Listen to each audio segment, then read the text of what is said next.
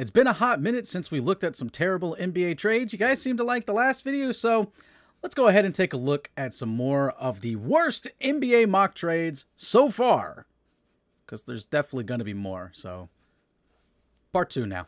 Starting off with a banger right here. This is Ben Steiner. Where is he from? I have no idea. I can't remember who this guy is.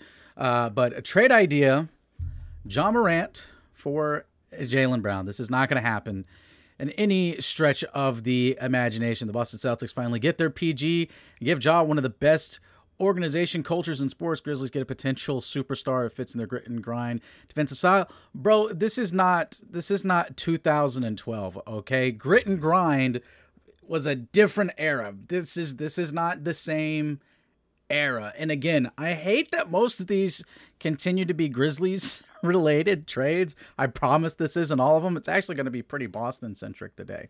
But this is just a dumb idea. And his reasoning about best organization cultures in sports, like, yeah, but Ja's gun thing would happen in any city, honestly. And not only that, but Boston's fans are kind of racist. So is it like a better city for him to be in? I wouldn't say so. And they say, and it says get a potential superstar. They already have that superstar, the Grizzlies do, in Ja Morant. Despite all the off-court issues, the man's shoes continue to sell out constantly. Believe me, I tried to get a pair. Haven't been able to. They sell out instantly. And just like this whole narrative of Ja leaving Memphis, getting out of Memphis, is just further perpetuated by Kendrick Perkins here, saying, I think Ja Morant might be best for him to actually get out of Memphis and go to a different organization. Again, dude, it's like, it's a personality thing. It's not just a city thing. What, you think he's going to have a better time in Atlanta, Houston, New York, Los Angeles? Anyway, dumb idea. So we got this dude, again, he was in the last video. This one has New York trading for Jason Tatum and Williams for RJ Barrett and Julius Randle and first round picks. They would never do this. Boston would never do. First off, again, I don't know why people keep trying to make trades happen between not just conference rivals, but division rivals, deep rivalries at that as well. Boston and the Knicks don't really like each other. The fans don't care much for each other, I don't think. At least the organizations don't. The rivalry going way back and everything. But I swear this dude just throws everything at the wall, and it's like yes or no, you know? And it's like maybe they decide to build around Brown instead. No, if they're going to pick between one of the two, they have to center it around Tatum. You can't around a dude that can't dribble left. Again, this is going to be very Boston-centric. Most of these trades happened in the wake of Boston losing in the Eastern Conference Finals. Weren't too many Lakers trades. We kind of went over some of the Lakers trades the last time, and we'll get to some of those here shortly.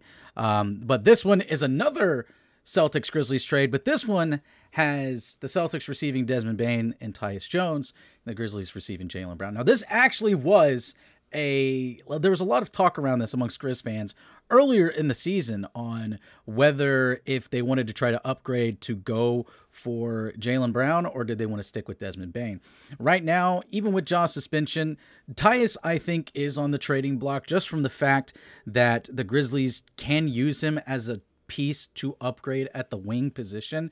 And obviously, Jaylen Brown, I think, would be great on the team. I even said in my previous Jaylen Brown video on whether or not if he deserves the Supermax or not, that I am a Jaylen Brown fan and I would love to have him, and I think anybody in the NBA would love to have him on his team. But at the same time, it is more of a three-point shooting league. Desmond Bane's a three-point shooter. He has expanded his game drastically this past season to where he can finish at the mid-range, he can drive and finish at the rim, getting to the free throw line. Is he the complete package? Not necessarily, but it's the beginning of so, and Desmond Bane's only in year 3. So I like what the Grizzlies have in Bane. I consider him untouchable unless it's just a stupendous package, obviously. But I mean, it's not an egregious package. It's just one where I think the Grizzlies would say no, and maybe I don't think the Celtics would say no because they get their point guard and they get a great shooter in Desmond Bane, but this trade's not happening. I hope that this is a troll. I hope that this is a troll. Blake Griffin? Blake Griffin? What? This got to be a troll, right? This has got to be a troll. There's no way. So this one was sent to me by Matt in the Vendetta Slack. Shout out, Matt. Really cool dude. But this one's pretty egregious. Warriors get OG Anunoby and Thad Young for Jordan Poole, Ryan Rollins, and a 2023 and the 19th pick in this upcoming draft. No, absolutely not. That is a terrible trade for Toronto. Toronto is getting fleeced in that. I am sorry. I think Jordan Poole is overhyped. I think he got paid. He's overpriced. Essentially, people are thinking that he is worth a lot more than what he actually is. And I don't even think this package alone gets you just OG Anunoby. Like, I'm sorry. It's going to have to take a second first-round pick, if that. And that long of a contract on a potentially rebuilding team, I don't know. The Warriors, they have some first-round picks. I think they have actually most, if not all, of their first-round picks. I know their next year's first-round pick does not belong to them. That belongs to the Memphis Grizzlies. But I still think this is a terrible trade. This is absolutely a terrible trade. The Warriors fleece the Raptors here on this one. Toronto, do not do this. Do not do this. And I even think this is from like a site that covers the Toronto Raptors. Why are you wishing this upon yourselves? All right, friend of the show, Colin Cowherd, is back with another trade idea. This one has Chris Paul going to Boston and Marcus Smart going to Phoenix. I do not understand why Boston would do this. It makes no sense. I agree that Boston does need like a true point guard. If you want to, maybe you cash in on Brogdon's sixth man of the year and send him in the package. But you gotta keep Marcus Smart. Like, I'm sorry, he's your second best defender on the team. Yes, I said that. I think Time Lord is the best defender, but second best defender, especially on the perimeter. He's gonna get the tougher assignments from the guard, the wing position, and Chris Paul, he's old. He's not playing great. That's why they're cut. Like, they cut him, but then they didn't cut him. I don't know what's happening in Phoenix right now. But who says no? Boston says no, man. And everyone else in the league is just like, what the heck are you doing? No, stupid. Now, this trade comes courtesy of one of the many Muse accounts on Twitter. At least I think this is official. It's followed by StatMuse, so I guess it is. But the Lakers get a top 75 player of all time, Damian Lillard, for Malik Beasley, Jared Vanderbilt, D'Angelo Russell. And I'm guessing this is the 17th overall pick. This is what they mean right here. Because first time I read it, I was like 17 first-round picks. Nah, they're trolling. But no, I think this is like legitimate. There is no reason why Portland would do this trade. They say no. They might even hang up the phone the instant that you're like, hey, what's the availability for Dame? And then just click, you hear not Rob Pelinka. Who's the GM for the Trailblazers? Anyway, there's no way that Portland takes this deal. They get absolutely fleeced here. D'Angelo Russell washed. Well, maybe not washed, but he's fallen short a lot in the playoffs. He's disappeared the past couple times he's been in the playoffs. Malik Beasley got some DNPs, and Vanderbilt, he's a great defender, but offensively, he's just not really there yet. Now, he did hit some big open shots sometimes when his name was called upon, so I can't trash him too much. But that's about like the only real piece that you're getting here. And then pick 17, I mean, it's a deep draft, but you would want some more compensation for that if you're Portland. You want more younger compensation. You want more draft picks, especially way off into the future, so that way you could, potentially the Lakers team falls off. LeBron leaves the Lakers team sucks, and then they get good first round picks in the future to help continue to rebuild their roster. But this absolutely not. No, they could get a much bigger and better package going to Boston, Miami, New York, even maybe Philadelphia, teams that actually have a little bit of draft capital. I don't know what exactly Miami has, but I know Miami's I think one of his preferred destinations. So not happening. All right, this is from the boss himself, Trey Daubert is in here. 3 trades the Celtics should consider for Malcolm Brogdon. He is a Malcolm Brogdon hater. I think it's severely unwarranted, but we're going to take a look at the trades. The first trade is a 3-team trade where the Celtics get Buddy Hield, and there's also no picks involved in any of these trades, by the way. But the Celtics land Buddy Hield, the Spurs get Gallinari and Brogdon, and the Pacers get McDermott and Zach Collins. The Spurs probably getting a pick in here. The Pacers, I think the Spurs are the only one that say yes. I don't know why the Pacers would do this. They got good wing depth and big depth. The Pacers like Buddy Hield. The Pacers are a weird team, I will admit.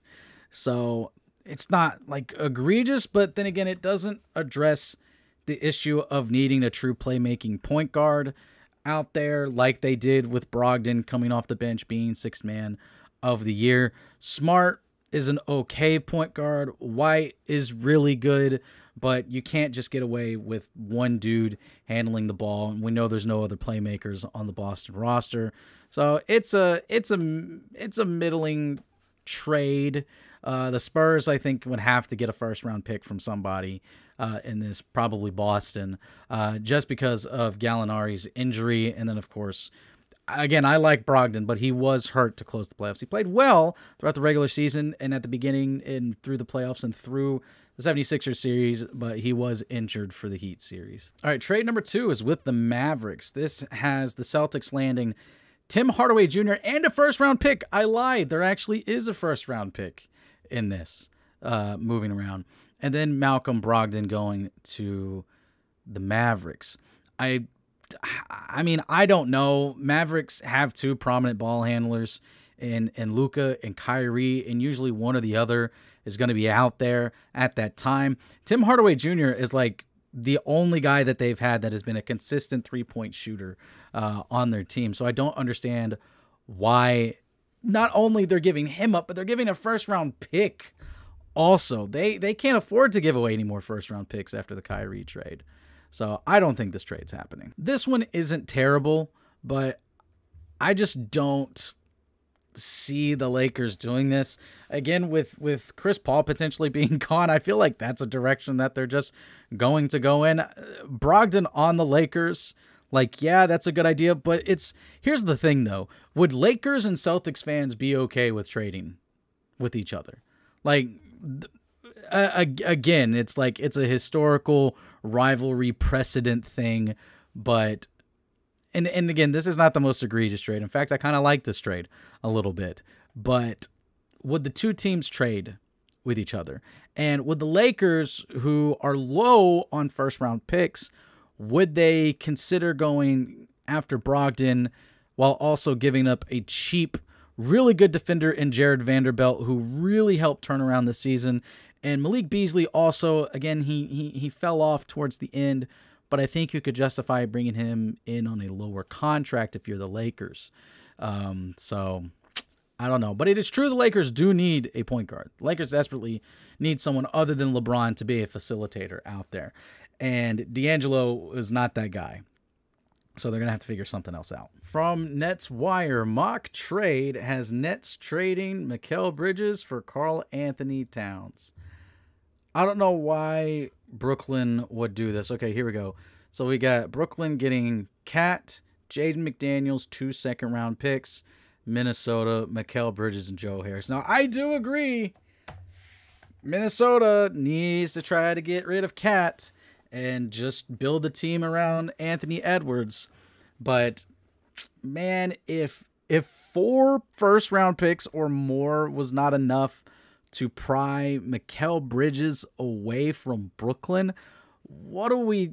The Cat's definitely not going to do it. Neither is the addition of Jaden McDaniels and 2 second-round picks. Should the Nets do this trade?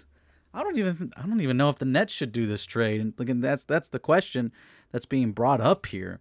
But I agree, Minnesota needs to put Karl-Anthony Towns. They need to put him on the trade block. They need to be answering calls for Cat. The problem is, though, I don't think you're going to get that much for him. And I will always blame Minnesota. Minnesota is the reason why that there's now 3, 4, 5 first-round picks and tons of pick swaps for the next 5 years going through in every single trade. It's their fault.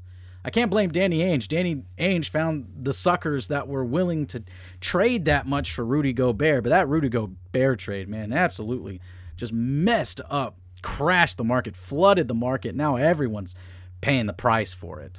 Anyway, guys, that's going to do it for me. Thank you so much for watching. If you enjoyed today's video, make sure to leave a like and subscribe to the channel and hit the notification bell so you could be notified that whenever there's a lot more bad NBA trades, and there probably is going to be this off season, we'll make another video making fun of those people.